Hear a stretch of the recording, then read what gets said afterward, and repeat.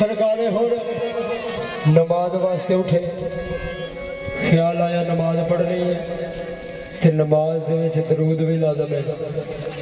फिर ख्याल आया दरूद दे विच आल भी लाजम है। फिर ख्याल आया आल दे विच हुसैन भी लाजम है। पाक होर ने सोचा कि मैं सब कुछ छड्ड लगा तो मैं चला मदीने वाले की संगत तो उन्हें दूसरे यजीदिया ने आख्या होर तू किधर? आख्या मैं सब कुछ छड्ड लगा तो मैं जा रहा मदीने वाले की संगत। आख्या असा इन्हों सुबह कतल कर देना तो सानू माल मिलना जायदादां मिलनियां ने। तो सरकार होर ने आख्या जी ऐसे माल से भी लानत ते ऐसे जर से भी लानत कि जेड़ा साईं जी आले मुहम्मद दूर खड़े। तो पाक होर ने फरमाया फिर से हुसैन आपको मैं कहूँ तो बेअदब, लम से लबे हुसैन को तरसा है आपने पर। हुण उन्हां यजीदियां नूं